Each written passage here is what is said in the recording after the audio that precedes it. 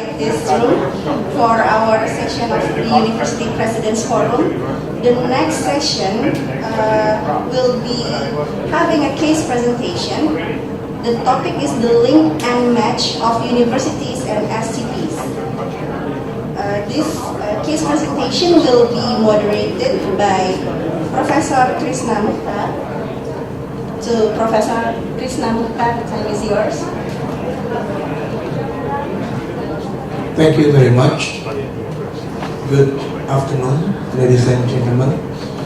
Okay, now we continue our seminar with the second topic, which is the link and match of universities and STPs. There are 4 speakers. The first one is Dr. Insinyur Isnu Mardianto. He is the president of Indonesia Institute of Technology in Serpong here in Indonesia. Yeah. Okay, and then the second speaker is Professor Yung Kuk Kim. He is the director of Foundation of Research and Business, Chungnam National University, Republic of Korea. The third speaker is Professor Insinyur Dwi Korita Karnawati, Master of Science, PhD. She is the president of Gajah Mada University, UGM, Indonesia. And the last speaker is Professor Saminu Ibrahim. He is the Vice Chancellor of Abu Bakar Tafawa, Balewa University, Nigeria. So I invite the 4 speakers to the stage to sit and then get ready to make the speech. But for the special request, the third speaker will start the speech. Professor Insinyur Dwi Korita Karnawati, Master of Science, PhD. So I think these 4 speakers will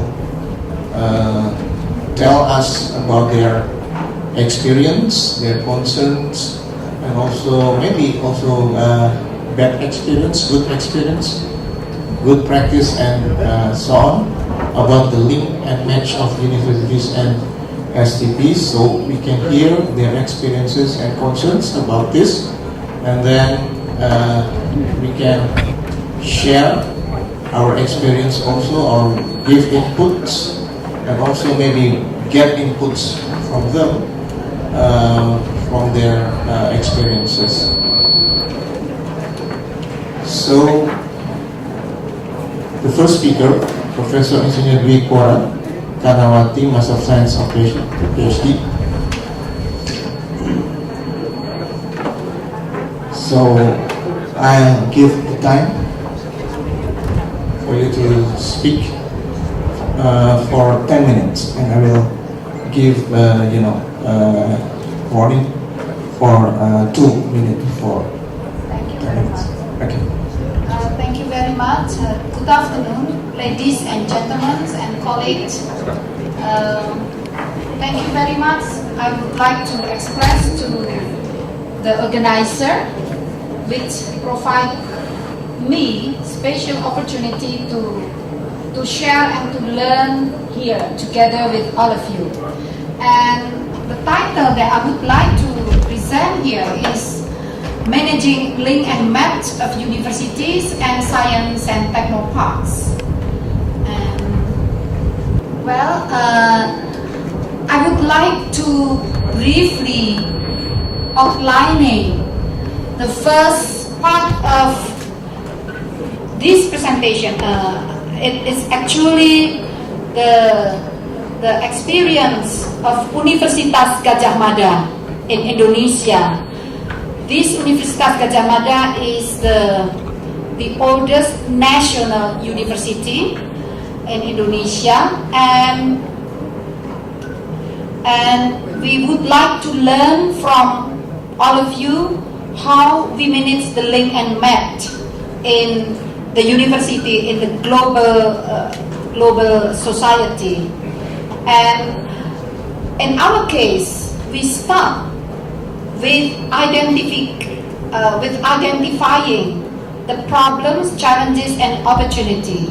So these problems and opportunity are the problems of Indonesia, that we are living in the country which is still trapped as the middle income country. We have the colleague from Korea. They have their Independence Day on the 15th of August 1949. That's 2 days earlier from Indonesia. Just 2 days. But we realize the impact of 2 days is very significant. In 1970 or prior 1970, like in 1960, both of us still in developing countries. Yeah? The GDP, both of us, Korea before 1970, similar with Indonesia.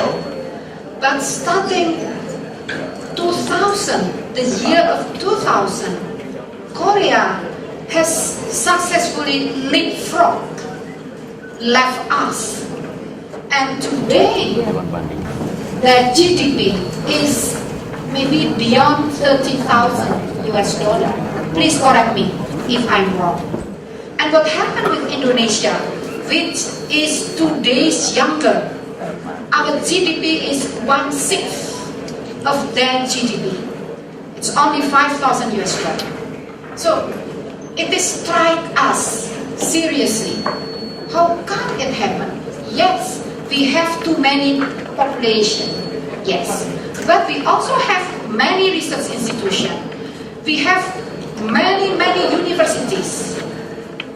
I think it is much more than the university and research institution in Korea. So how can that happen? We learned that the economical growth of Korea is strongly driven by the technological development. And that's the different from Indonesia. Our economical growth is not really strongly supported by the technological development. So that's the homework of the research institution, the homework of the university.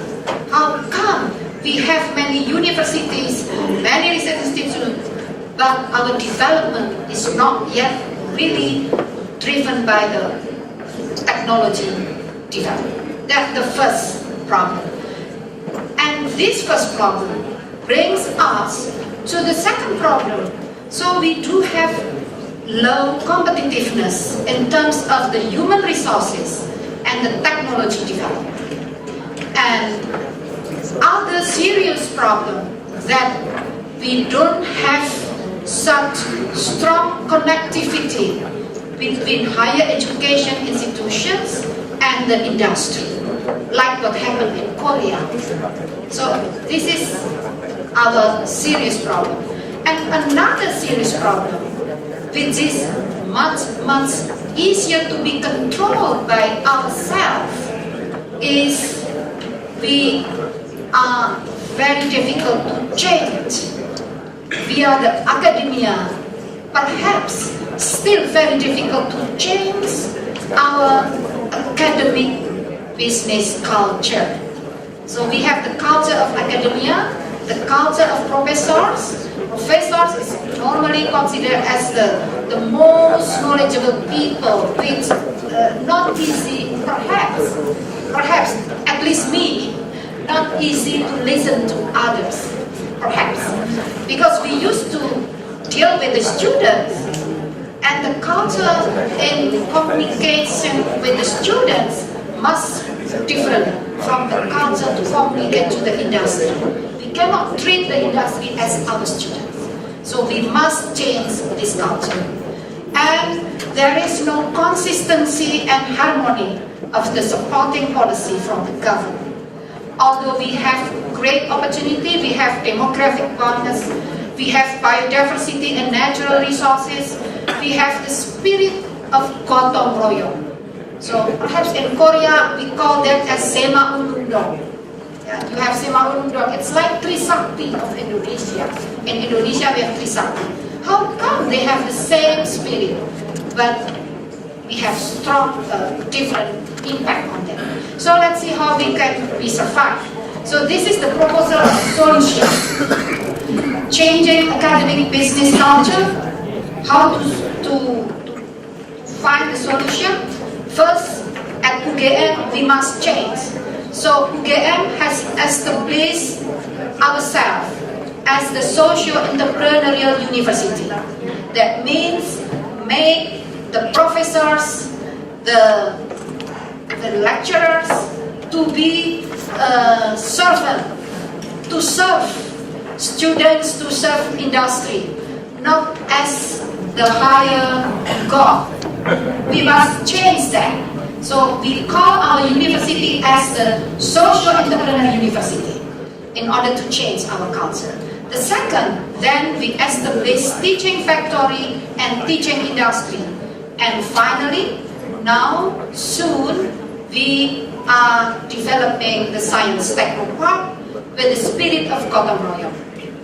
So, all of those changing drive us to the national competitiveness, that human resources and technology development, and we do hope by this effort we can leapfrog to catch Korea. Please pardon us. Allow us to catch you. So next I have to jump because time is only 10 minutes. I have to jump.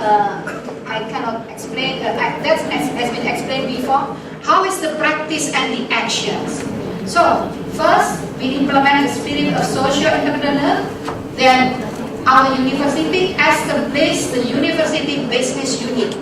So UGM has the university corporation. Because when dealing with the industry, if we are still like the civil servant, like the state university, it's not like the CEO of the company, that will be problem in communication, problem in cooperation. So we must have the corporate, the university business. And also in the university we establish the business development unit. It is not the corporate, that's part of the under the rector. The corporate is split from the rector. But the rector or the university have 99% of the shares. The university invests the money to the corporation. And we established the technology transfer office. Then now we have managed to establish mini factory, where the product of our mini factory has been implemented now in Jakarta. I believe many of you have known Transjakarta, the bus Transjakarta. The payment of Transjakarta is controlled under our university. And it means under the corporate of our UGM corporate business. So the technology, the e-payment is the product of our university business. So this is the example. And we also have the product which has been sold to the market in cooperation with Kimia Pharma. We have Gamacha and several products sell in the market, and we establish the science techno park. Now it's still in the process for the establishment. I will jump this. So our approach is driven by the academia. The researcher must change. Before, when we do the research, the main target is how to have the international publication. But international publication for socio-entrepreneurial spirit is nothing, because what they need is the product, the technology that can be implemented, can be marketed in the industry. So we also combining the approach academia, industrial, and community approach. The target, the researcher must produce not only patent, but also the marketed product or startup business. And this is our technology transfer office. We do have the incubation center So the prototype of the research product is managed in our TTO office, in our TTO, and then we have them, we facilitate them, we market them in order to be delivered and mass productive to the market. So that's what we are doing. We are conducting. And finally, I would like to show our UGM Science Technopark through the video. So this is it's about 2 minutes, 1 minute of the video. Please. Video, mas. That video showing that UGM as the research and development centers. We have five clouds of research innovation centers in UGM. Then the result, perubahan. Please have a look at. Dalam menjalankan misi Tridharma yang dilandasi spirit socio-entrepreneur University, UGM Science and Technopark menjadi bentuk langkah nyata untuk memenuhi peran UGM sebagai agen perubahan. Melalui model pendekatan hilirisasi academic driven, industry driven, community based driven, UGM berupaya menciptakan sinergi antara pendidikan tinggi dan pelaku industri yang hasilnya nanti bisa dimanfaatkan untuk kegiatan kemanusiaan, pencapaian kemakmuran, dan juga pembangunan berkelanjutan. Tujuan utama dari dibangunnya UGM Science and Technopark yaitu menstimulasi munculnya ragam riset dan inovasi unggulan untuk menghasilkan prototipe produk yang tepat guna bagi masyarakat. Akselerasi prototipe produk agar dapat masuk ke tahap scale up dan penerimaan pasar.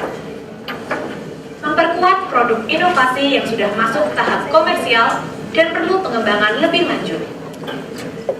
Pengembangan UGM Science and Technopark diharapkan dapat memberi manfaat sebagai penguatan kemitraan strategis antara akademika, industri, dan pemerintah dalam rangka percepatan pembangunan ekonomi, peningkatan jumlah investor dari perguruan tinggi yang bisa langsung bermitra dengan industri, pemunculan berbagai pusat pertumbuhan ekonomi baru yang berbasis pada sumber daya lokal melalui inovasi dan teknologi. Sudah selayaknya UGM membantu memberikan solusi yang terintegrasi untuk mengatasi permasalahan bangsa di bidang agroindustri, kesehatan, manufaktur rekayasa dan teknologi informasi, energi baru dan terbarukan, heritage seni dan budaya yang berkelanjutan. Bidang agroindustri, UGM menyokong upaya pemerintah dalam membangun kedaulatan pangan melalui riset unggulan, menghasilkan produk pangan alternatif yang sehat dan menyehatkan.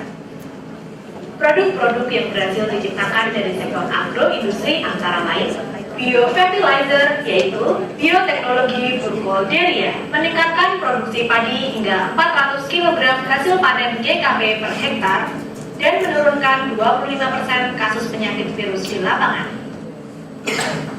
Bioteknologi Rizobio mampu mengurangi penggunaan pupuk kimia atau urea bagi tanaman kedelai. Bioteknologi Mycorrhiza mampu memperluas area penyerapan atau absorpsi nutrisi tanaman, khususnya mampu mengikat dan menyediakan P pada akar tanaman.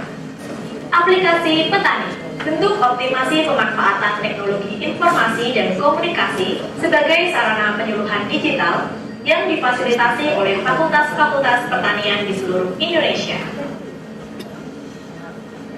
Bidang kesehatan dan farmasi. Kapasitas sumber daya di UGM mampu memproduksi alat kesehatan yang memenuhi standar kualitas baku dengan harga terjangkau.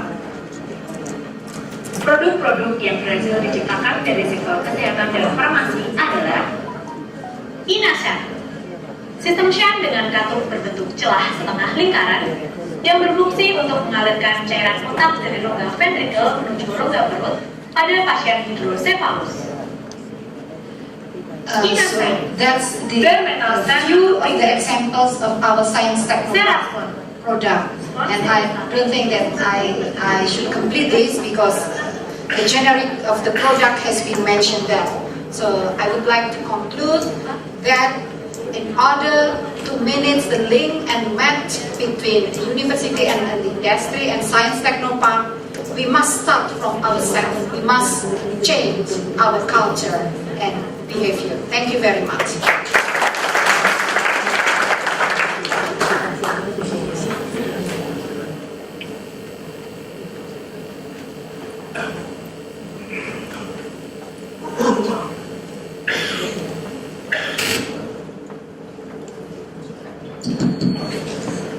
Okay, so that was a good example of one of the oldest university in Indonesia, UGM.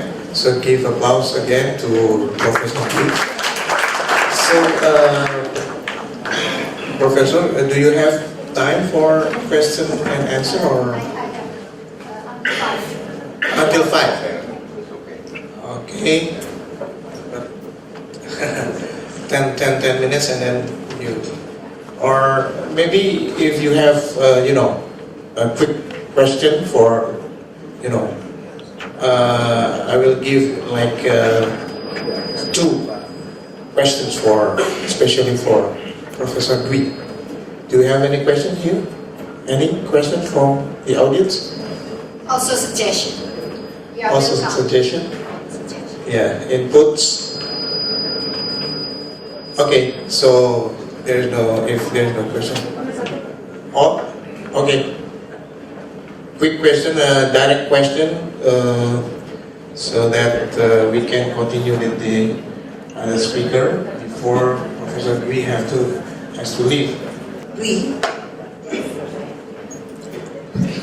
would you share more about triple helix theory can solve our problem that you said before? Thank you. Right, thank you very much for this question. Well, triple helix is actually what we have done is beyond triple helix. That's pentahelix. That means, like for instance, we have one product that's for the landslide early warning system. That's the research we have conducted since 2005. At that time, we got the donation from Japan, 5 sets of early warning system. It's very expensive. The cost was like a Mercedes-Benz. But then when we implemented that product in the village people could not manage that, could not use that to protect themselves from the disaster. So we did the research in cooperation with the National Agency for Disaster Management. That means the government. The government support us, and also with the local government, and also with the community. We do, actually the research was started by us in the laboratory, and then we test that in the community. So when we test in the community, it means we must have partnership with the community. It means we have to make a guarantee that this product can be used by the community. So we did many trials, many unused products, because the community could not yet apply it. So we changed the design many times. Then finally, we met with the need of community, and the government keeps supporting us. And now, that product is also purchased about the industry is needed the product as well to protect their business from the disaster.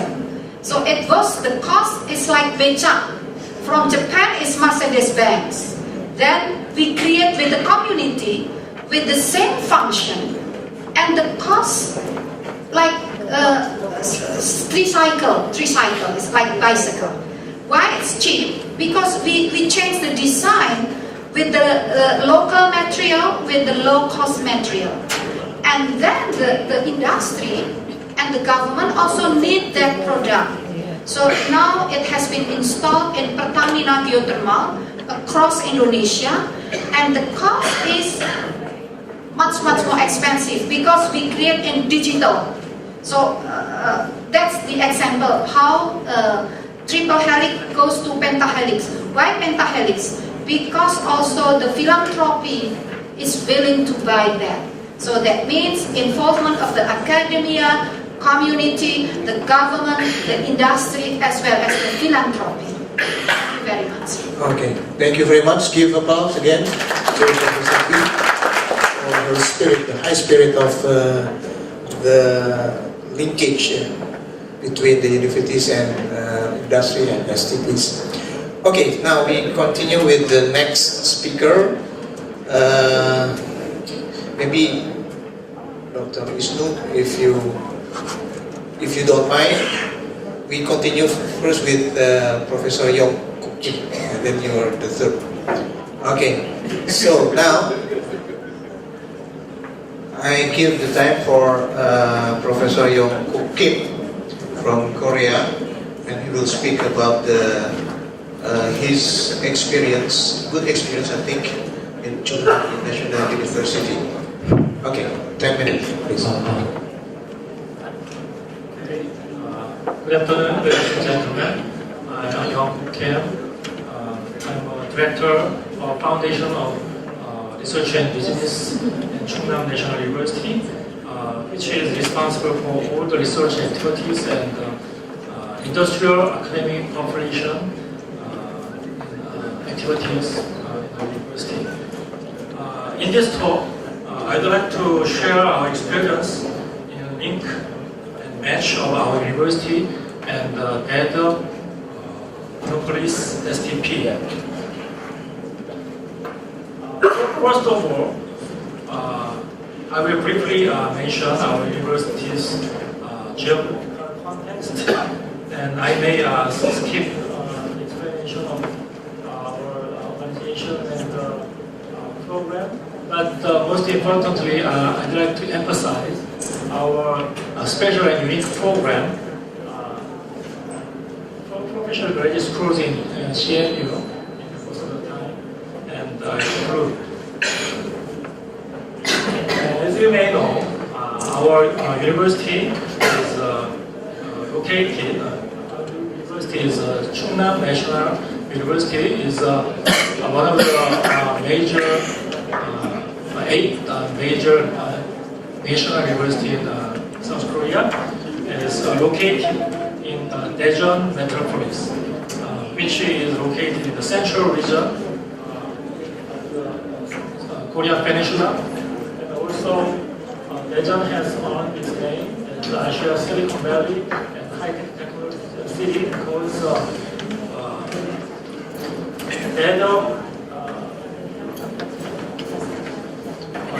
Daejeon Police STP is located in the same region. Our university is in that STP. So this is the map of Daejeon Police STP. As you can hardly recognize, but there are 35 national or company research institutions in this area, and 7 universities and 1,500 companies in this STP, and our university here. So, with this context of our geographical context of our university, I'd like to introduce our special programs. May, as I mentioned earlier, our organization has all the facilities to promote academic and industrial cooperation, like business incubation center, industrial academic joint research, and foundation of joint technology and policy company. But these are not special because other universities also provide similar programs. So, and also, all the activities, this kind of activity supported by one government fund called LINK program, which is a special project for academia industry cooperation, supported by Ministry of Education. In 5 years, average operating expense is approximately $4 million a year. Now, I will introduce our university's unique and special program to link and match our university and network conference STP. Back in 2009, 7 years ago, we started 3 professional graduate schools in CNU. They are Graduate School of Analytical Science and Technology, Graduate School of Energy Science and Technology, and the Graduate School of New Drug Development and Discovery. Even though we have many general graduate schools in almost all disciplines, why we need professional graduate schools in CNU? It's because general schools often fail to provide in education and research the following characteristics. Even though these they are what industry expected from the university. This is because some of the reason is that department of in general graduate schools consist of the homogeneous faculty members, and most of them, not many faculty members from industry, so often do not have practical experience and business knowledge. So, our professional graduate school were founded to provide this practical and field-centered education and research, market-oriented and demand-oriented education research, multidisciplinary and convergent education research. These days, most of the valuable problems cannot be solved with single disciplines. They need multidisciplinary effort to be solved. So, finally, they provide local and regionally specialized education and research.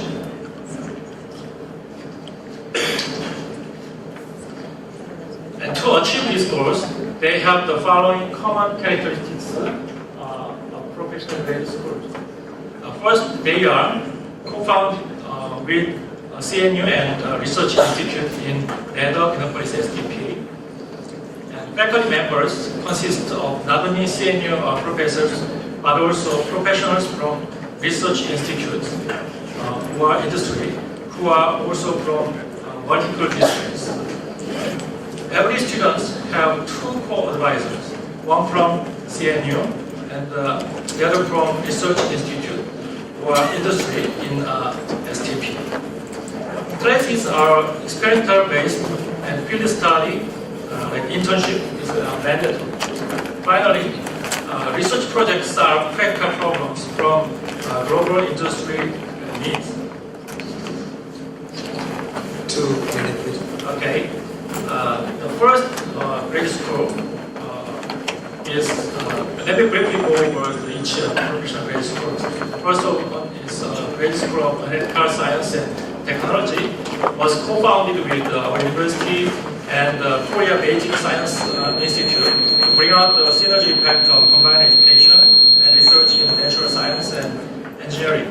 The curriculum covers theory, principle, and the application of analytical equipment in nanotechnology, biotechnology, and environment technology, and many other future technologies.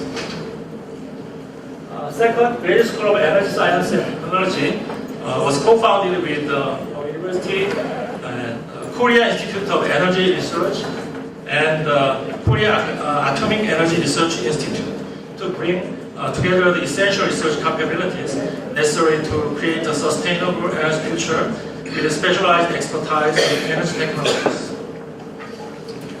And finally, Graduate School of New Drug Development and Discovery was co-founded with our university and Korea Research Institute of Chemical Technology to prepare the social need for globalization of the pharmaceutical industry and the training of young professionals in the field who will effectively manage the rapid change in the international pharmaceutical market.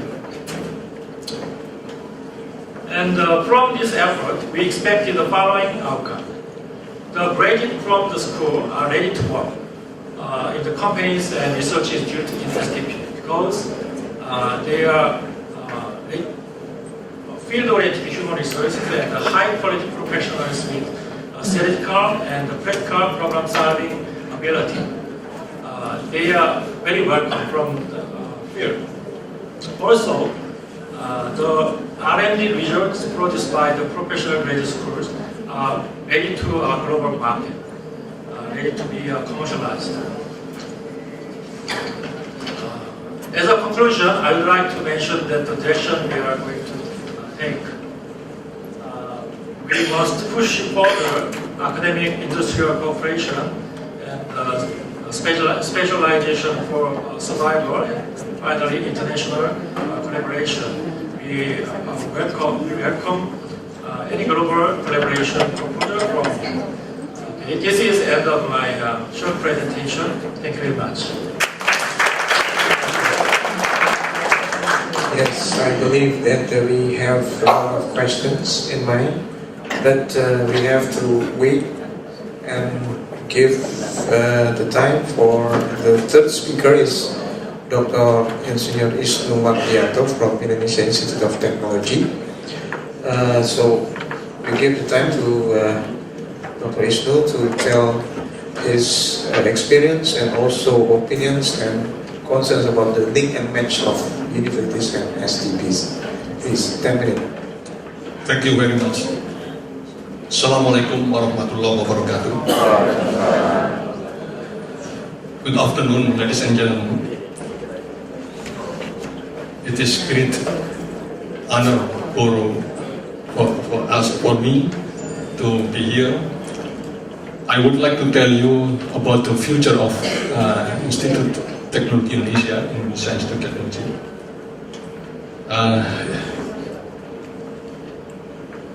I don't have presentation, so let me read my paper. And the title is Institute Technology Indonesia, an alternative for the Serpong National Science and Technology Park. Our campus is not far from here, only about 500 meters from here. So I am from this area, and you have enough time, you can visit my campus. Okay, thank you. Under the direction of President Jokowi, for the first time in Indonesian history, the Directorate General of Higher Education is no longer part of the Ministry of National Education, but instead has been merged into the Ministry of Research and Technology, hereby creating the new Ministry of Research, Technology and Higher Education. This indicates the seriousness of the present government to create synergy between research and higher education institutions, with the aim of accelerating national development as effectively as possible. One of the new ministry's program to achieve President Jokowi's Nawacita targets is the acceleration of economic growth and the prosperity of the people via the establishment of numerous science and technology parks, or STP, throughout Indonesia. Establishing a working STP is not an easy task. Besides meeting strong economic potential in the region, an institution of research and innovation, strong government support, and various other facilities from the private and as well as public sectors, there should also be a university dedicated to supporting the function of STP. At the same, the government has announced its intention of establishing the National Science and Technology Park in the area of the Center of Research, Science and Technology, Puspita. But to date, no university has been appointed to fully support this function. The existence of Institute Teknologi Indonesia within the Puspita area, together with the historical reality that ITI was founded in order to fully support Puspita, is clearly a potential opportunity in the establishment of Puspita Serpong as a complete STP. ITI is a small university with only 11 study programs and about 3,000 students. As a private university, ITI is under the Foundation for the Development of Technology, where Professor B.J. Habibie, former Minister of Research and Technology, is the head of the Board of Trustees, and Dr. Marsan Iskandar, former head of the BPPT, National Agency for the Assessment and Application of Technology, is the head of the Executive Board. ITI was founded in 1984 under the patronage of the Indonesian Engineer Association in order to support the government to providing engineering manpower in Indonesia. In 2008, the orientation of ITI changed to becoming a technology-based entrepreneurial university with a new focus on entrepreneurship and character building, and mainly focusing on undergraduate education. Thus, while ITI is not a research university, considering that it is located inside the Puspita area, that the purpose of the inception was to synergize with Puspita, and that both ITI and Puspita establishment and development was driven by the same person in a unity of vision. The synergizing of ITI and Puspita in establishing an NSTP is the most natural and rational of choices. All the more as ITI and Puspita are now under the same ministry, which has the function of overseeing higher education as well as research and technology. It is the government's role to bring about alignment among all the parties so that the NSTP will be realized. It is true that at this point, ITI is not yet ideal for the university role in an STP. But this can very well be achieved by collaboration and synergy in the utilization of human resources and facilities within ITI and Puspita. ITI is located in the area of the Center of Research, Science and Technology, which was built by the Indonesian government in the 1970s and covered approximately 400 hectares of land in total. The ITI campus utilized about 7 hectares of this in an area of 32 hectares of unused land, which was originally planned for the expansion of the campus. Since its inception, ITI has been committed to providing solutions to the government, mainly in providing engineers, as there is still a dearth of manpower in this field in Indonesia, but also as a partner of research, with the faculty and students of ITI playing the role in integrated research work as a strategic partner, especially to the local government. It is endeavors to facilitate progress and create prosperity. And since 2008, ITI has focused on supporting the government program to strengthen entrepreneurship in universities and to prepare ITI for its role as the technology-based entrepreneurial university. The idealism and dynamics inherent in ITI have directed it toward the role of problem solver for real issues in the community Thus, its research policy are geared toward applied research, and its higher education policies are geared toward character building and generating technopreneurs. Whereas its service component policies are focused on community empowerment. The specific aims have led ITI to the establishment of the Center for Innovation and Business Incubation and expanding its network and cooperation with various government and non-government institutions. Thus, in the last 7 years, ITI has already begun its journey to playing the role of a science and technology park university. In ITI's strategic plan for 2015-2025, a doubling in capacity is projected, making the undergraduate student body 6,000 with an output of more than 1,000 graduates per year. The research originating from Puspitek area expected to also be involved in the teaching learning process at the institute, thus transferring the knowledge and experience that they are obtaining. If needed, new study programs can be established by the government that anticipate specific needs of the country's development in the future. Thus, ITI can play the role of facilitating pilot projects of higher education for the government, especially as related to applied technology and entrepreneurship. ITI will establish good master and doctoral level graduate program in stages. The faculty and the graduate student can become additional researchers for Puspitek.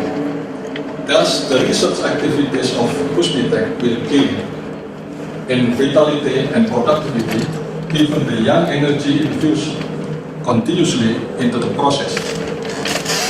Ideally, beside the product of research and innovation, every year ITI is expected to produce 1,000 engineers and all technopreneurs, masters, and PhDs. In order to facilitate this revitalization process in ITI, acceleration in the number of PhDs and professors in the faculty will be driven by the progress of the current internal faculty, the retention of new talent from outside the institute, as well as the recruitment of researchers from Puspitek as part-time faculty members whenever possible. In order that the revitalization process of ITI is optimal, cooperation with mentor university that have been strategic partner for ITI, for example, Institute of Technology Bandung and University of Indonesia, is a necessity.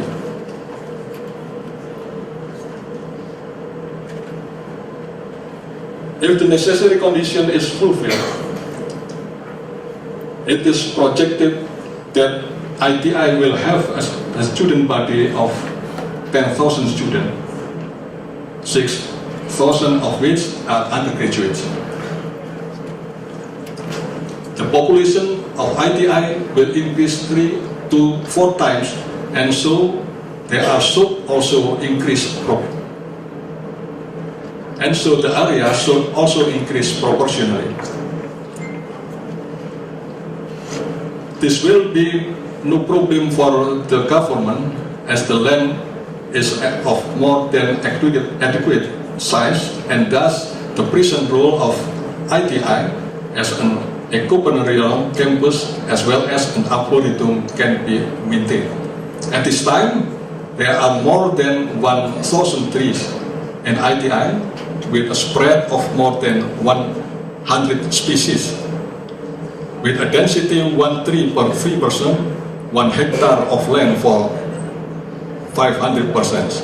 In the future, ITI is projected to be the most complete arboretum in the Banten province, with approximately 4,000 trees in the area of 32 hectares, making it a very unique campus in Indonesia. The campus is expected to be a source of education for the community at large because of the unique experiential learning opportunity within the campus in the area of ecology, technology, and entrepreneurship. The campus, with its conceptually, physically, and aesthetically well-planned and well-maintained, will be an asset and distinctive strength to the city of Tangerang, Selatan. Thank you very much. Yes. Okay, give applause to Wisnu. He gives the vision of ET as to make the link and match of universities and STPs as the program of government of Indonesia now. Okay, now we continue with the final speaker. He is Professor Saminu Ibrahim, Vice Chancellor of Abu Bakar Tafawa Balewa University in Nigeria, and he will give a speech about the failed double and a renewed triple helix attempt in his experience in his campus. So, please, Professor Saminu. Thank you so much for the opportunity. I'd like to join my other colleagues in actually thanking the organizers for this opportunity to be here to share my little experience. Little in the sense that my university is only just about 20-something years old, having been established in the year 1980. So it feels rather intimidating to be in the same room with other universities that are 150 years old, So I don't think I'm making some excuses. My topic is to just share my little, experience of what we've been through with regards to the attempt that we had, which actually failed with the double helix approach back in 1998.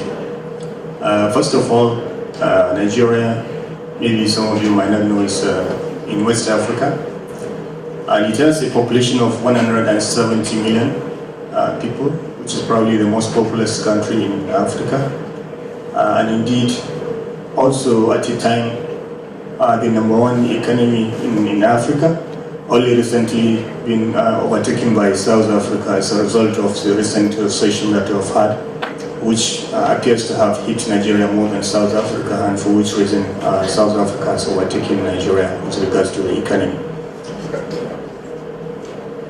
So I would like to give my talk on 2 or 3 aspects. I would just like to look at the science, technology, and innovation situation in Nigeria, and then we look at our little attempt that we made with regards to the double helix, which ultimately failed, and then our renewed triple helix approach as it is. And now luckily we're being told about some other options, 5-way options, 4-way options, as opposed to the 3-way option that we have in mind. So maybe it is something to learn from as it is. So the Nigerian situation, is such that everybody knows it's an understatement to emphasize the importance of science, technology, and innovation, in the position of nations, these days in the world. And have you realized this? Nigeria has put in place, certain measures to ensure that they, are able to compete, globally. Some of the things that they did, for example, was the establishment of the National Science and Technology Development Agency in 1997. This particular agency is supposed to supervise such institutes, and then, of course, is supposed to aid the funding of university-based research. And then, of course, in 1980, we saw the birth of the Federal Ministry of Science and Technology, all in an effort to see that science and technology is giving its prominence and place in the country. And then, of course, in 1980, about 6 universities were established, special science and technology universities were established with the purpose of trying to encourage science and technology and innovation. And my university is actually one of those universities that were established at that material time. And then, of course, we have the first national policy on science and technology. This particular document or policy was developed in the year 1986. And this particular document was actually reviewed in 1997, so as to emphasize coordination and management, of the science and technology system. And then, of course, this particular document was further reviewed in 2003 with the aim of fostering interaction among the various stakeholders in the ecosystem. And then, of course, UNESCO supported the country to initiate a kind of review of the science and technology initiative, or rather innovation system of the country. And in the year 2011, the Science, Technology and Innovation Policy was finally developed with the help of UNESCO. The country has quite a robust, knowledge structure, or rather infrastructure, with about 150 universities, 125 polytechnics, 98 colleges of education, and over 300 institutions composed of research and innovation centers. Now, this probably does not compare when you listen to people talking about over 4,000 universities and higher institutions in Indonesia. It's quite impressive.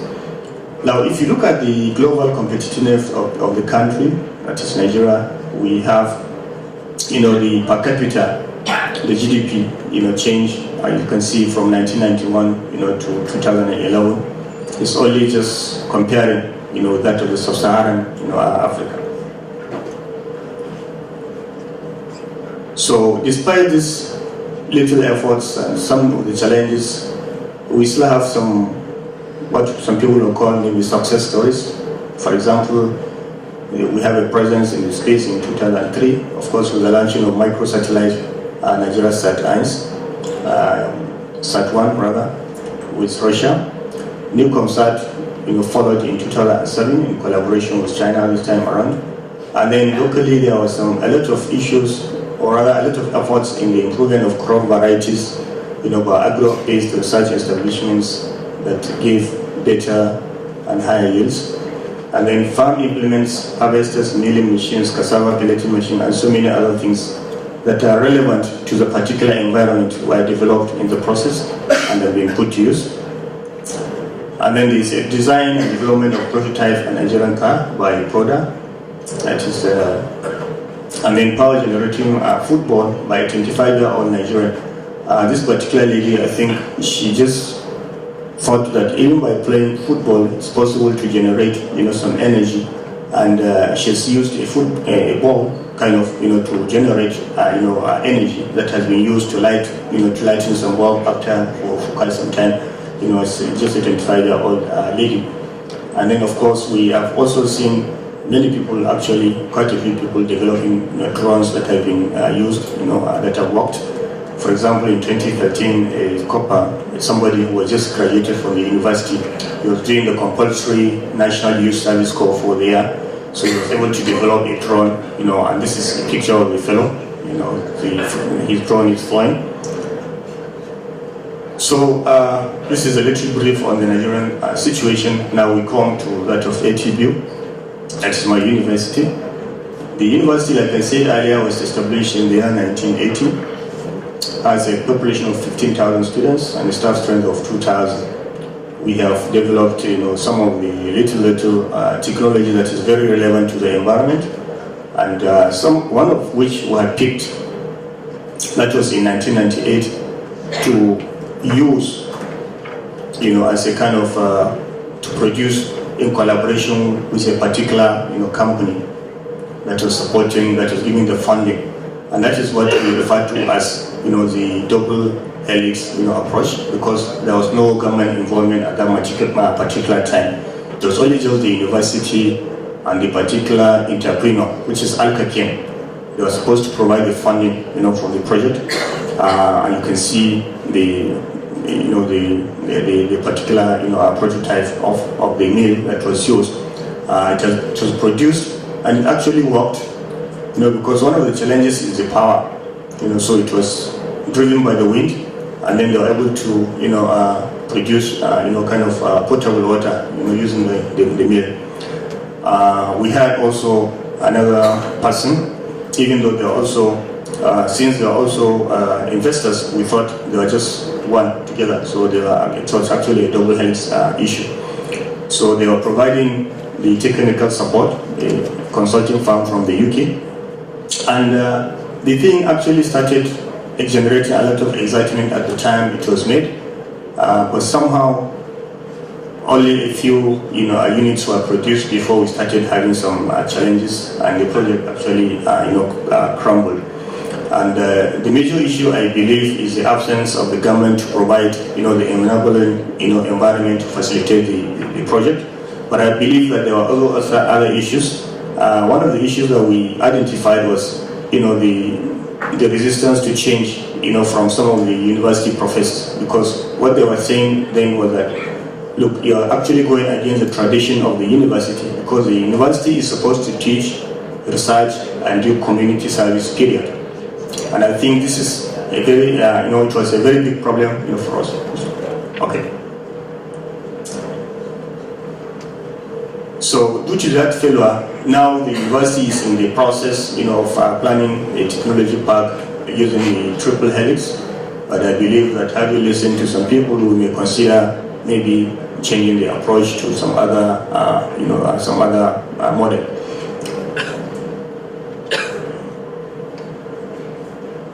So in the process, we have done some little things. We have created a new directorate, that is Research and Innovation Directorate, in order to be able to coordinate.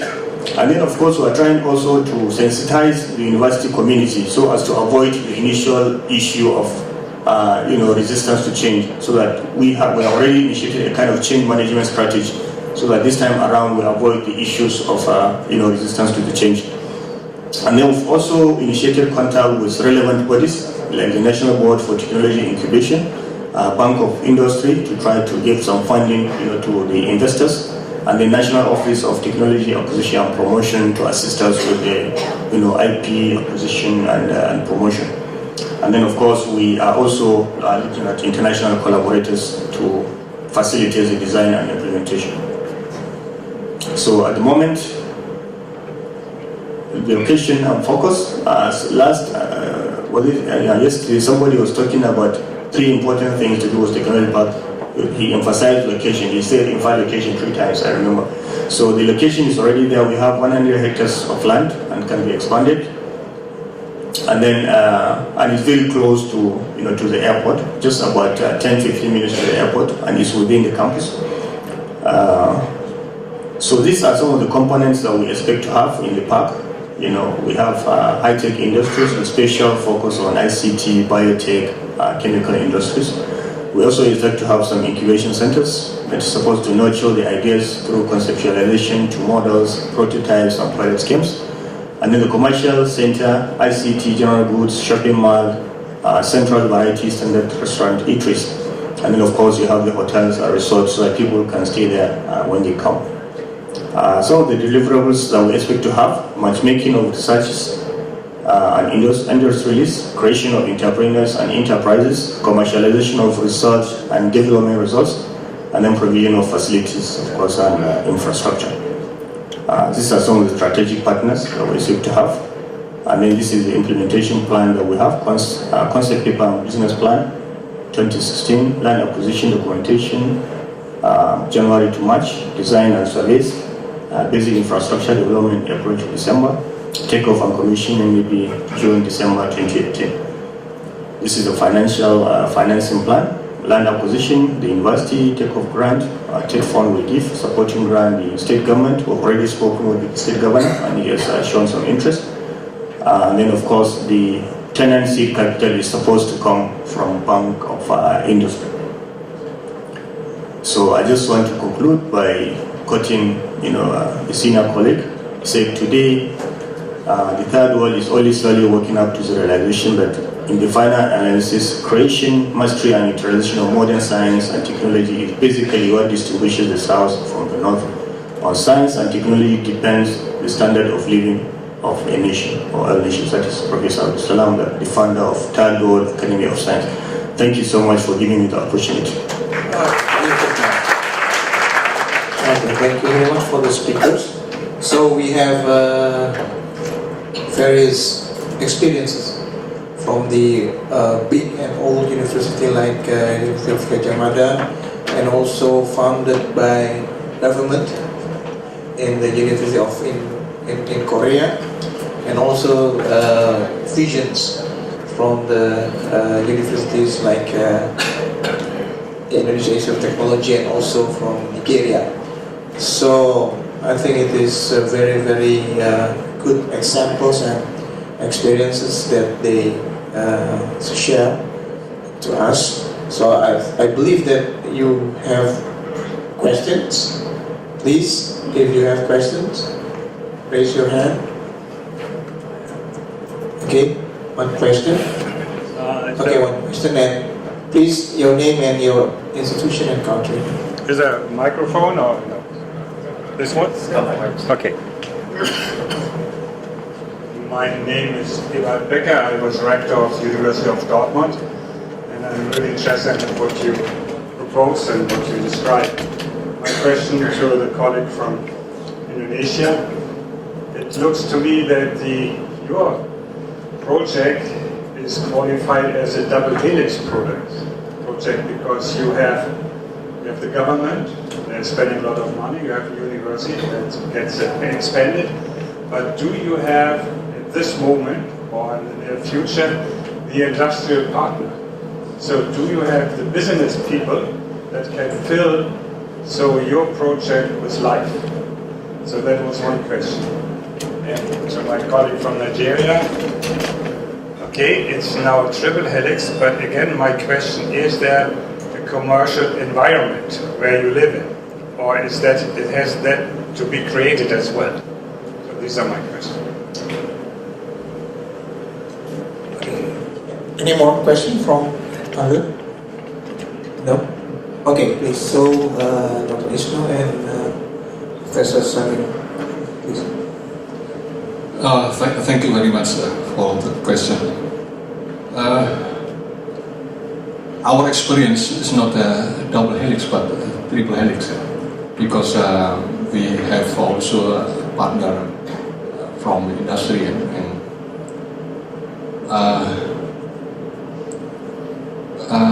what I present to you is my vision how to synergize ITI and Puspita, because my campus is in this area. So if the synergy, we can synergize to institution, so we can get much more advantage. But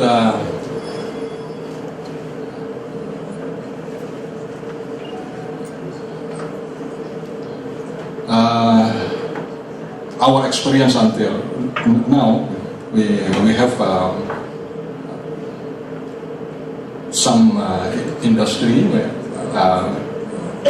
work with cooperate with us, and but still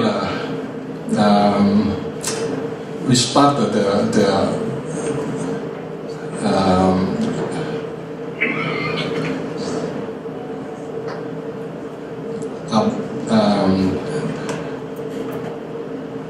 cooperation. We started the cooperation, so they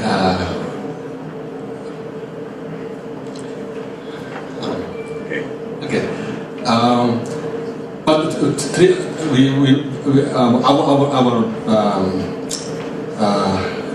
it's not double helix but triple helix. So and also we want to expand to not only triple helix but maybe with another community. So government, industries, university, and also the research institution, and also community. Thank you. Okay, Professor Saminu, please. Yes, thank you so much. I think this is a very relevant question, and in fact we've been actually thinking about it too, because the situation is that the business people, they are not really so much interested a lot of times in the innovation. They are just more interested in the profit that comes to them. So that way they are more actually interested in a kind of industrial park. And one of the things we are trying to do, because already one of the agencies of the federal government, has a responsibility to do some incubation to support, certain industries, not in the sense of innovation, but simply in the sense of, industrial, production. So many of them now have finished the incubation and they are about to go into the production.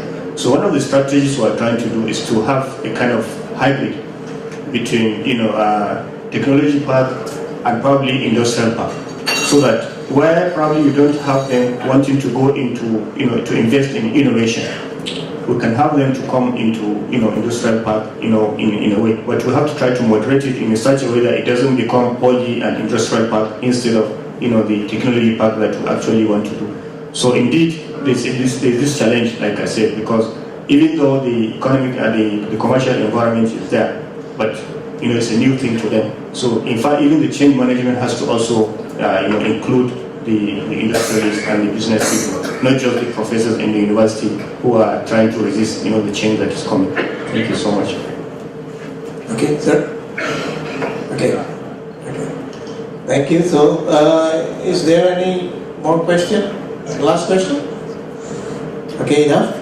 Okay, so I will conclude this session with the link and match of universities and STPs is, I think it is a real concept that we must conduct. But yes, from the experiences and also the work, it is not easy, it is hard, but we have to try until the link and match of universities and using this STPs concept, we can reach that condition. Okay, so we conclude with the applause to our speakers.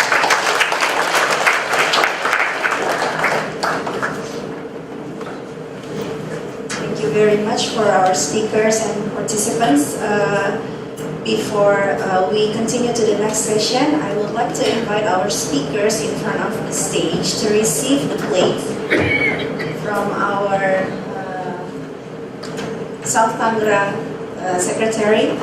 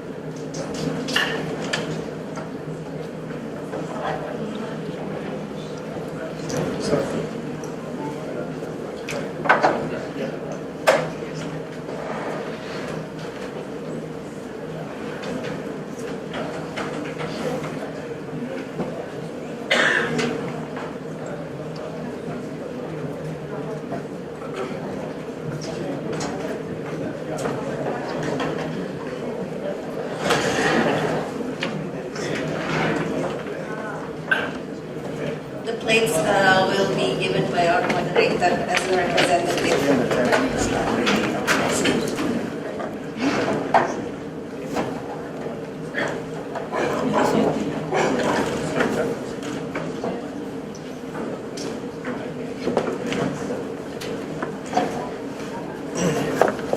Thank you.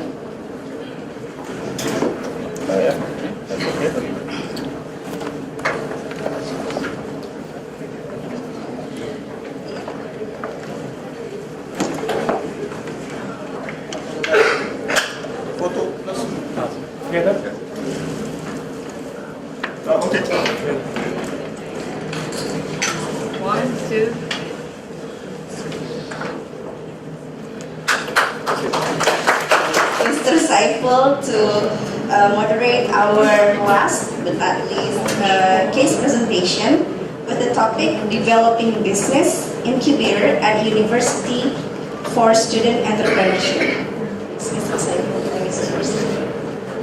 Okay, good afternoon, ladies and gentlemen. Let us give applause all together before we start the third session and the last session for today. I would like to invite first Dr. Nino Laksono, which is now today will be presented by Dr. Winarno MCom, as the president of Multimedia Nusantara University, UMN Indonesia. Would you please come forward and sit in the front? Secondly, Professor Chung Sik Yin, Vice President of Hanam University, Republic of Korea. Third, Dr. Dayat Hidayat, President of Pamulang University, Unpad, Indonesia. And the last, Professor Nicholas Beck. He is Director of Masaryk University, Czech Republic.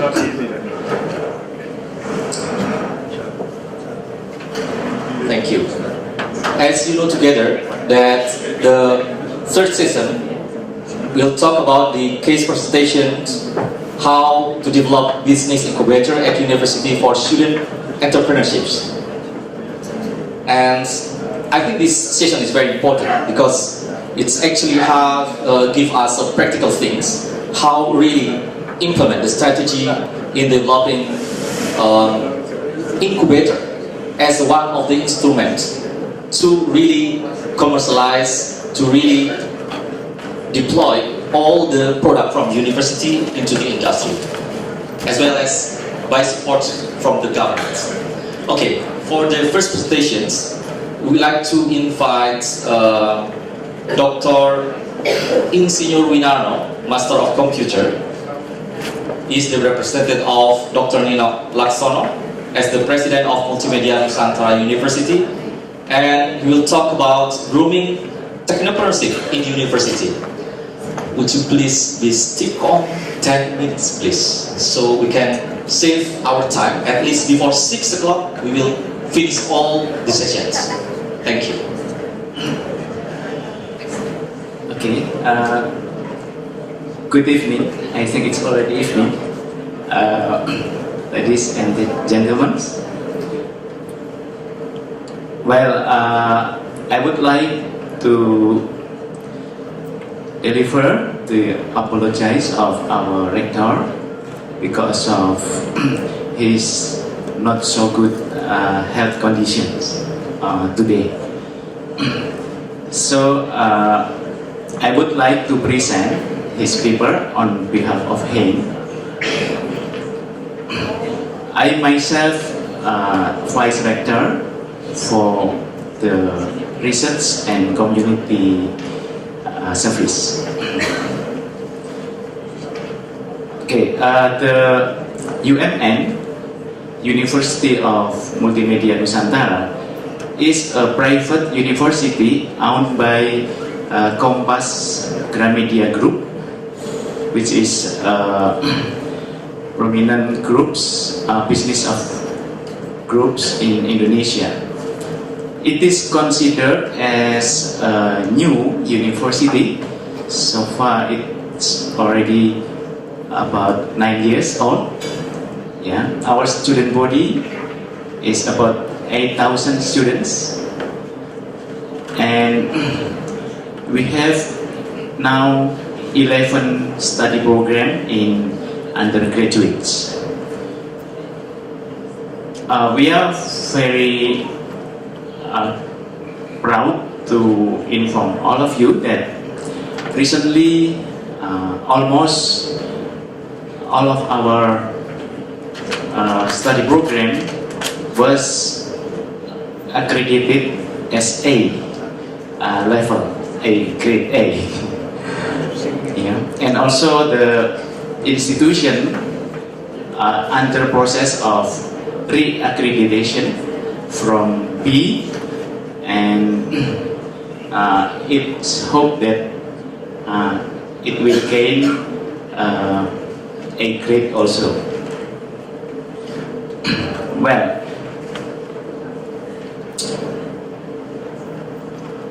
all of us witnessing how economic growth was declining in the past years.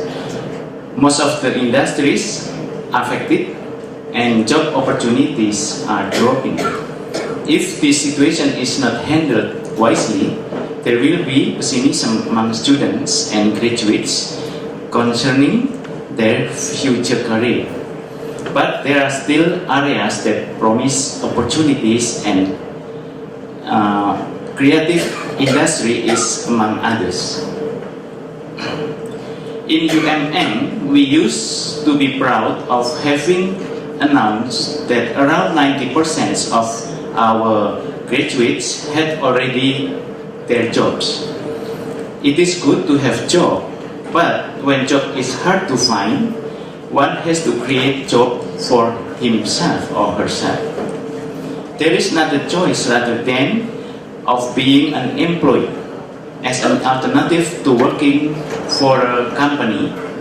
In UMN, students are encouraged to develop their own business, though it is not easy.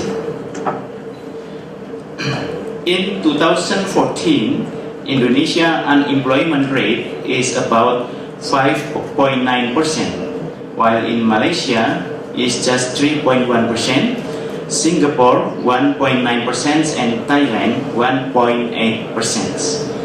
Entrepreneur rate in Indonesia is only 1.56% and of the total population in 2013, and 1.65% in quarter 2, 2014. In Malaysia, the entrepreneur rate is about 5%, and Singapore 7%, Japan 10%, and US 12%. Ideal comparative number of entrepreneur rates in developing countries is 2% minimum of its population.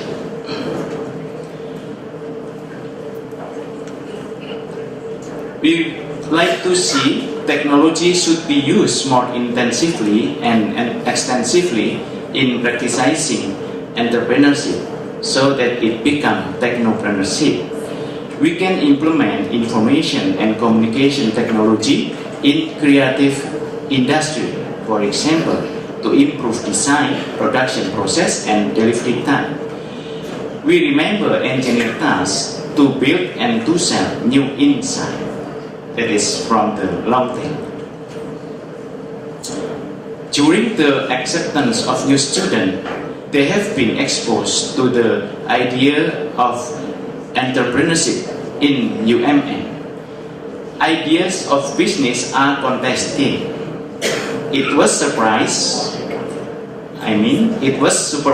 by Skystar Ventures, founded in 2012 to develop technopreneurship ideas first in UMN. Then ideas also we invite comes from outside of UMN. Subject of technopreneurship were given to students to provide the students an insight to theories. UMN Skystar Ventures, founded in 12 December 2013. UMN Skystar Ventures has the function to encourage students to produce ICT-based business proposal, conduct ICT-based business proposal competition, to provide business incubator services, to provide startup coaching, and to organize technopreneurship seminars, workshops, and training, and to arrange capitals for prospective business ideas. In 2014, there were 2 startup companies in the business incubator. It is Dreambox and Inike.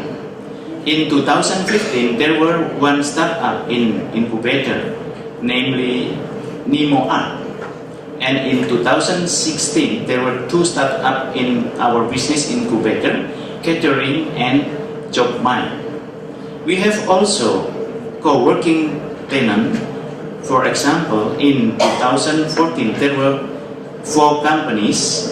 2015, there were 10 companies, and right now, 2016, there are 12 companies. Okay, This is our campus and one of our building, New Media Tower building. Our campus is not so far from here. It is just about something 15 kilometers from here. And in the rooftop of this building, it is located our Sky Star Ventures facilities, where we are doing the business incubator in our campus. Thank you very much for your attention. Thank you. Thank you so much. Big applause to our first presenter. Okay, let's move on to the second presenters today, Professor Yim Chuksik, Professor Dr. Yim Chuksik. Yeah, he will present the developing business incubator at University for Student Entrepreneurships. 10 minutes, time is yours. Good evening, everybody. You must be very tired because we have spent almost 4 hours here. Almost same story. So before entering into main presentation, I'll introduce one story.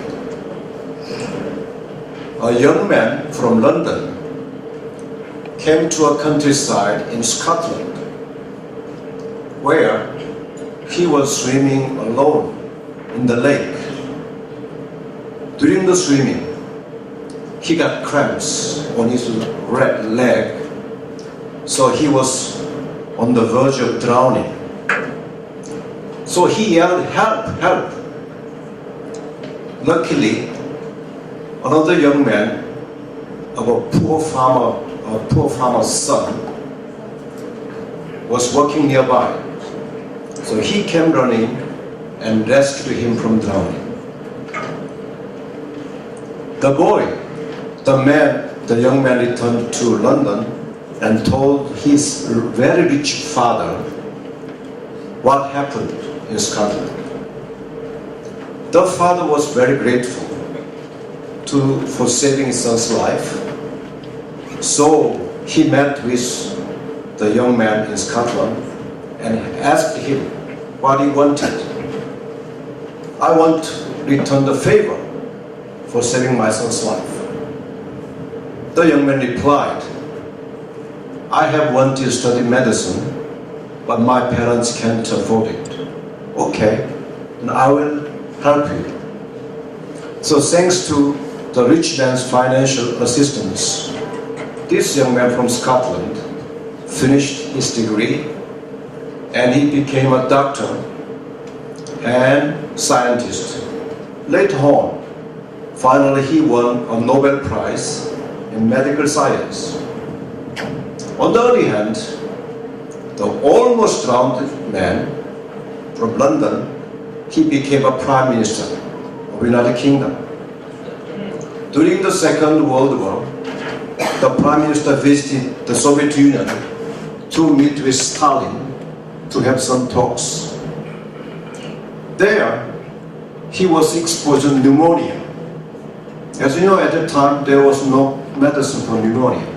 But thanks to the medicine invented by the scientist, penicillin, his life was saved again. Now you can tell whom I am talking about.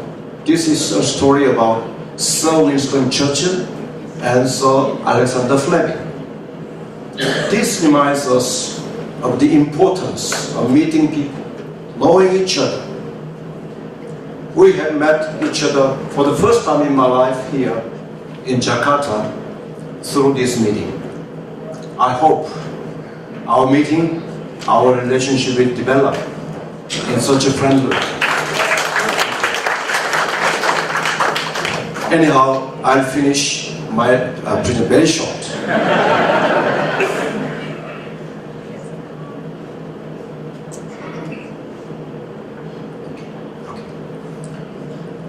Paradigm changes in Korean economy and support plans with LUSB. LUSB stands for Leading Universities for Startup Business.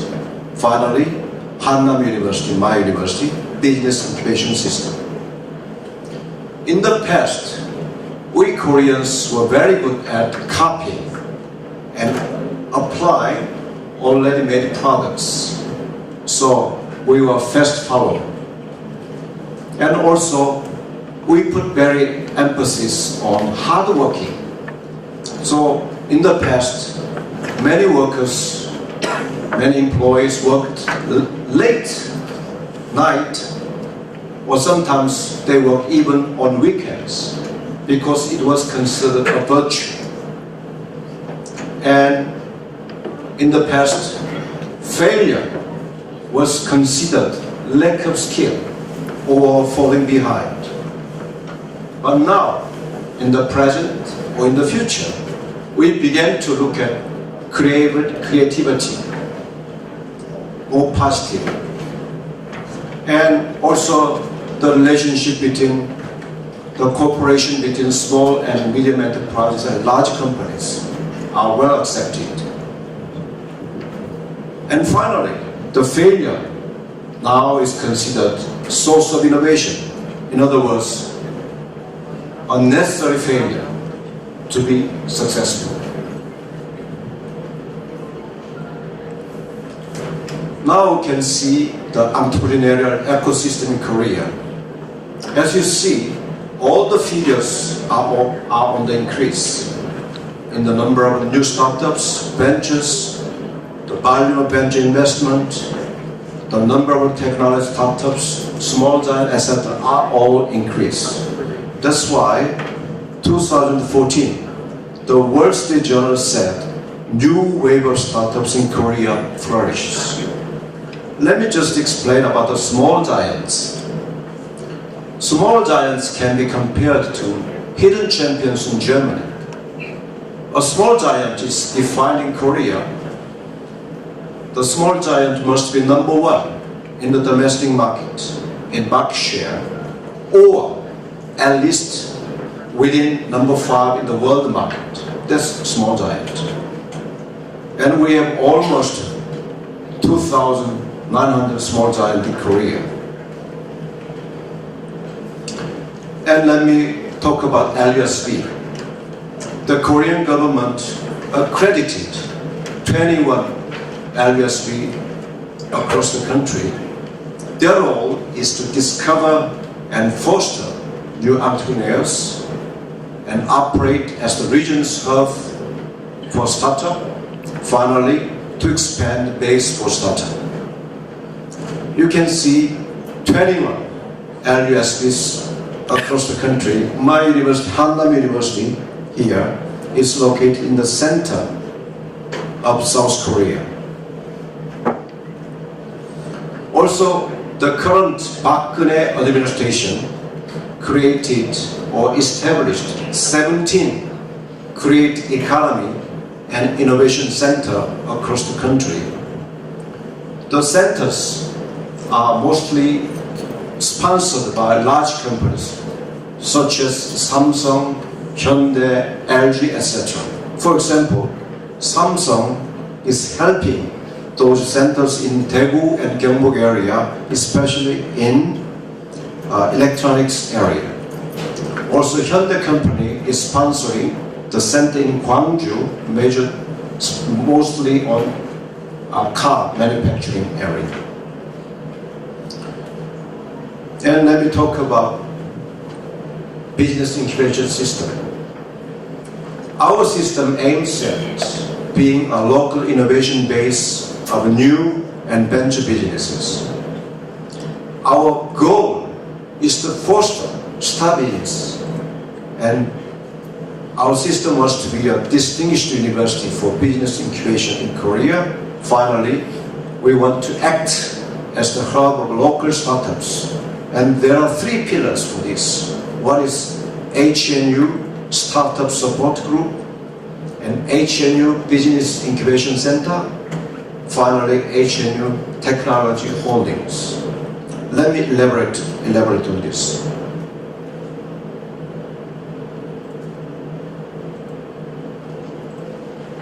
Sometimes mechanics don't work.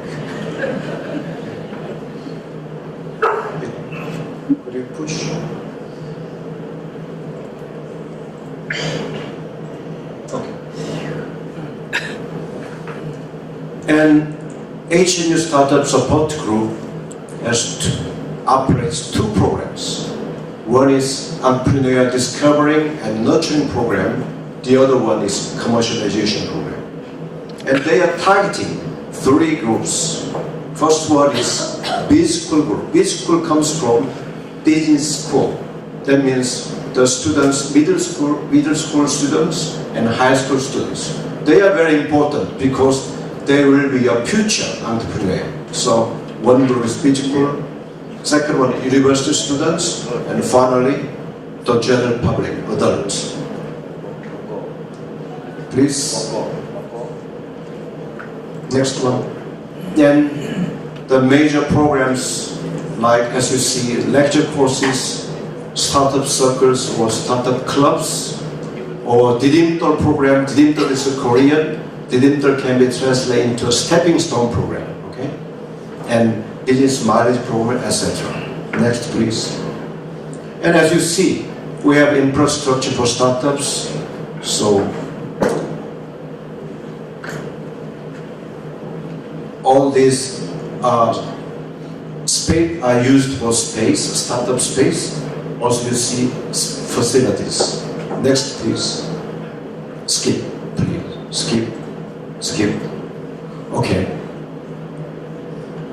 Then we have many successful startup companies incubated in our university.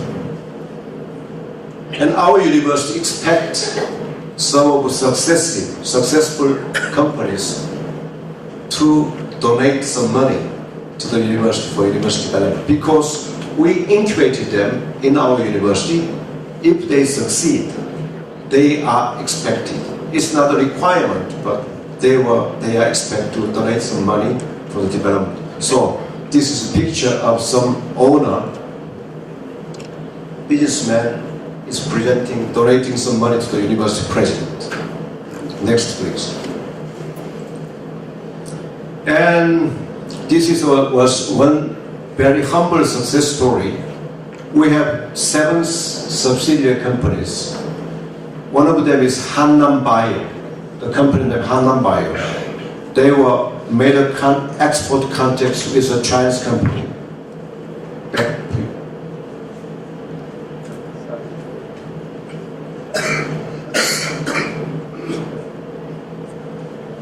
And it was $2 million loss. And by the Korean government, this company was accredited Research Institute spin-off company. And finally, last year, they recorded sales $0.47 million. Next one. Too many, please.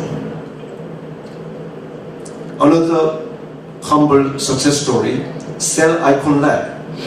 They were successful in attracting fund investment, total $2.5 million, and currently export progress to China, Hong Kong, and Russia is made. This concludes my story. I finished my presentation in 10 minutes, okay? All right, thank you so much. Thank you so much. We want to give applause to Professor Lee Chung-sik. He's the Vice President for Hannam University. He already talked about what is the startup business and 3 pillars and the success story of his university. Let's move on to the next presenters, next speakers. Dr. Dayak Hidayat, University of Pamulang. He will present the Developing Business Incubator at University for Student Entrepreneurship, case study in University of Pamulang. Would you please stick on 10 minutes? Thank you so much. Bismillahirrahmanirrahim. Assalamualaikum warahmatullahi wabarakatuh. Good afternoon, honorable guests, ladies and gentlemen. Kelihatannya di belakang sudah mulai meleleh kecapean. Ya, agak segar-segar dikit. First of all, I would like to introduce myself. My name is Dayak Hidayat. from Pamulang University. My position is Rector of Pamulang University.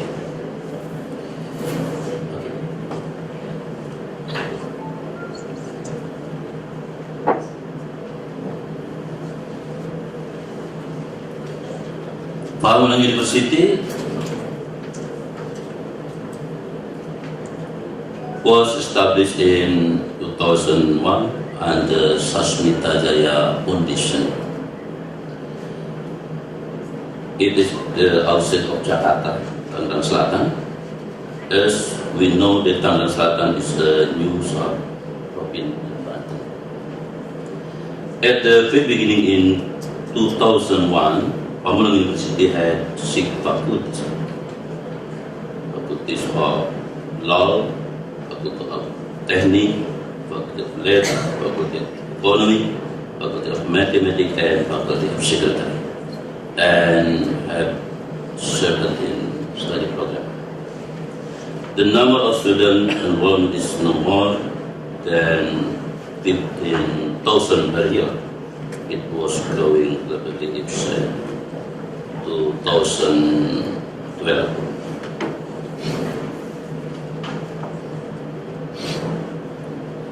In 2010, Pamulang University wanted to establish entrepreneurial student because the more students have entrepreneur-minded. See the regular program, the students are given entrepreneurial subject with study in incubator business. After the students get knowledge of entrepreneur, for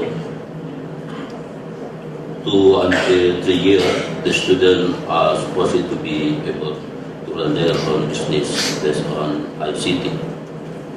At the end, the students are able to open new business with technology base to conduct their business.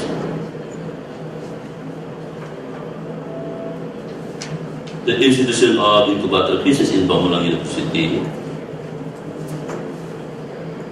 illustrates the tutor give tutorial and family monitor the student in the incubator to see their progress. The target is to try students create small and medium business using ICT, so the student should also master the technology itself. The students are expected to be able to utilize technology effectively in their academic process. The students are given the chance to be an industry partner as an apprentice program to practice the knowledge that they have already got in campus or in this case in incubator laboratory. The goal of this incubator business is to accelerate the expansion of entrepreneurship throughout the country. According to the data, only 1.09% of Indonesian people are employed in entrepreneurship. Incubator business in Pamulang University, the recruitment operation is done into 4 stages. They are recruitment, selection, interview, and training. By this training, it is hoped that the students who enroll to this program are those who have an interest in incubator business. The innovation of incubator is complete in one incubator laboratory, and also it is done in our work or the apprentice program in industry. They are supported by technology assistance and fund. Characteristic of incubator business in Pamulang University. This program is not intended for making profit. It is some kind of assisting student or graduate to be entrepreneur. The students are expected to be able to assess themselves with this art of technology as well as technology service. The student can do their activity in the campus or off campus. In other words, the activity are done in incubator laboratory and industry partnership. It is estimated that 12 tunnel do the activities in campus and 5 tunnel of campus. This number may be subject to change, independent on the condition. The time of condition the incubator training is considered enough for 2 or 3 years if it is done effectively. The tutors are always getting guidance during the study. Training is either in campus or off campus until they are competent to run their business. Facility and product of incubator business in Pamulang University.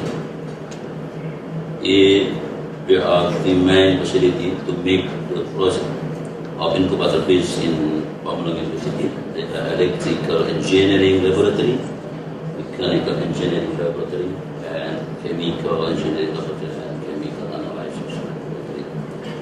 The B product, electrical engineering laboratory, product of robotic, innovation by using PUC, electrical solar cell, mechanical engineering laboratory, the product of machinery production, metallurgy, and the product of chemical engineering and chemical analysis. And ladies and gentlemen, now we come to the conclusion. The mission and development of incubator business in Pamulang University is with those entrepreneurs who are able to adjust themselves with modern science and technology. To incubator business develop in world pattern, it will be along with the philosophy of incubator center, that is to assist the tenant to enable them to manage and run their own business. Thank you. Thank you so much. Give a big applause all to Dr. Hidayat. We talk about really new university, but really keen to develop a new incubator for future development of the students especially. Okay, let's move on to for the last presenters today. We are hoping that this presentation also enlighten us, give us a better experience as well. Also talk about the new, the good practice as well. I would like to provide a floor for Professor Nicholas Beck, Rector of Masai University, Czech Republic. I'm really sorry I don't have your presentation. Good evening to everybody. It's definitely a privileged and risky position being the last speaker after a long day. There is a risk of boring you to death or at least to sleep, so I will try to avoid it and do my best.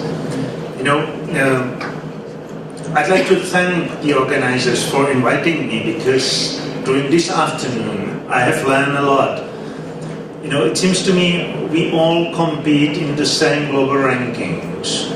We all do similar things, we use similar tools and instruments like incubators, tech transfer offices, technology parks and so on. But what counts for the success or failure is the local context, the fine-tuning of these instruments and their mix.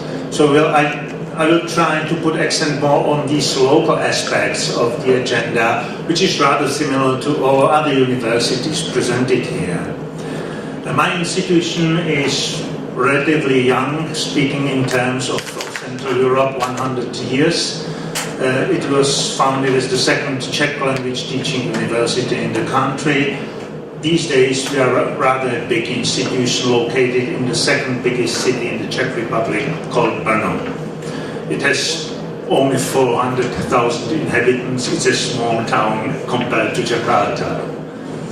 The university is spread across the city. We do have some faculties buildings in the city center.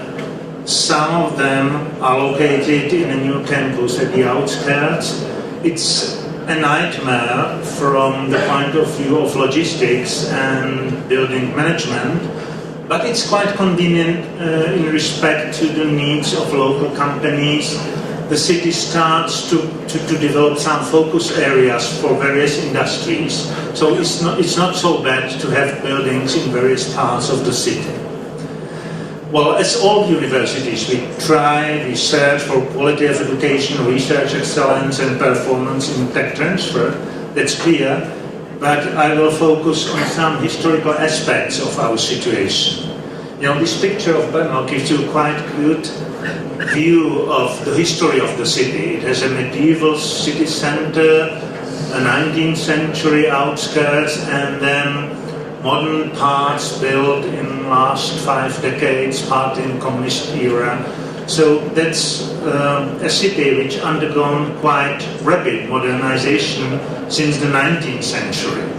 And in the 19th century, until the Second World War, Brno used to be one of the industrial centers of the area of Austrian Empire from the beginning of the 19th century.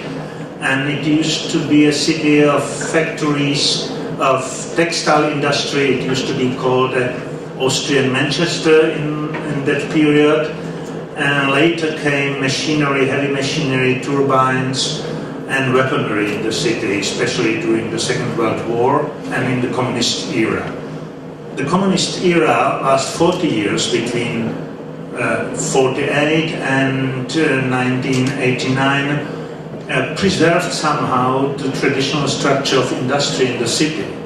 But most factories, big companies, went rather fast bankrupt after the breakdown of communist regime.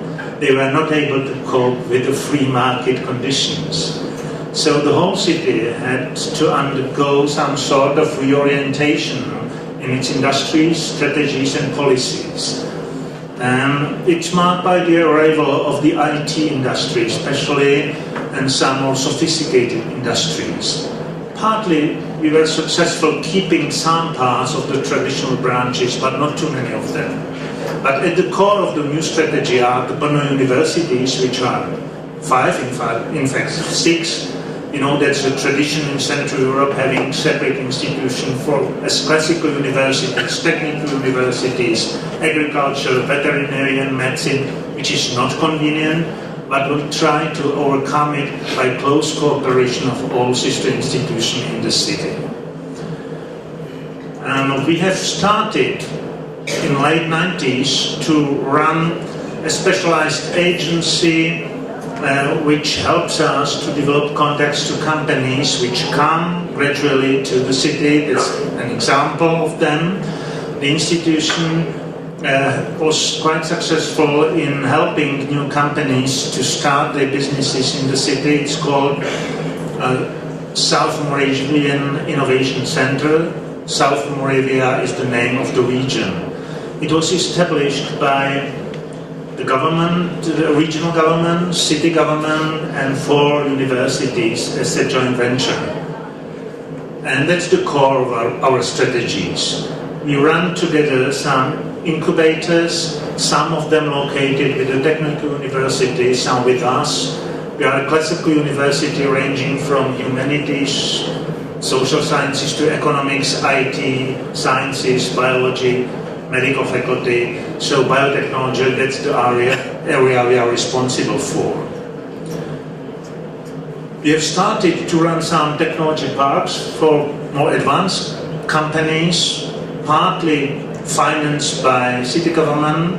The second example, the biology park, has been financed by the Chamber of Commerce, some private investors, and partly by our university. We own some 20% of the company.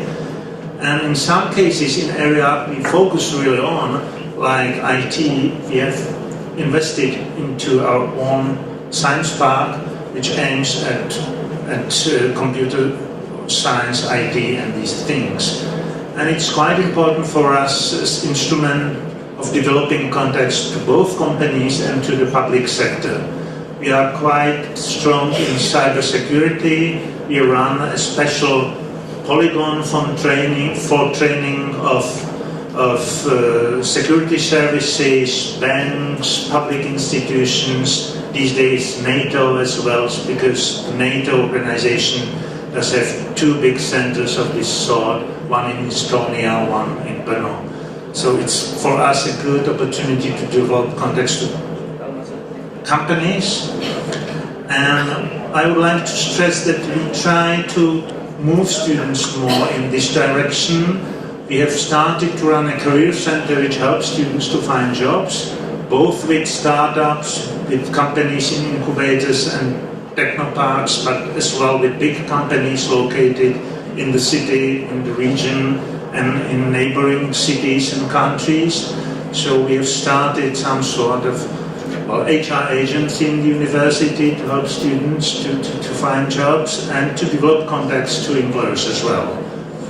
We run naturally a technology transfer office which has the standard task, but moreover it's a university unit delivering special classes for students across university concerning entrepreneurial skills, intellectual property rights and such things. So that's the activity aiming directly at students at university. Thank you for your attention. I hope I have kept. Thank you so much. Yeah, thank you so much, Professor Lucas. Really good, 10 minutes exact. Okay, I would like to give an opportunity for the floor to raise questions. Perhaps 2 or 1 questions, please. Very short.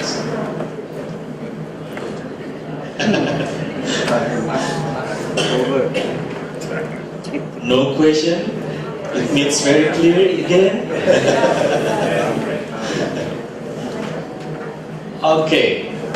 If it's now, I would like to just a little bit conclude that, yes, we just hear here that all the university has presents all the experience in how to develop, in how to really accelerate their product using the incubator, using it as one of the tools.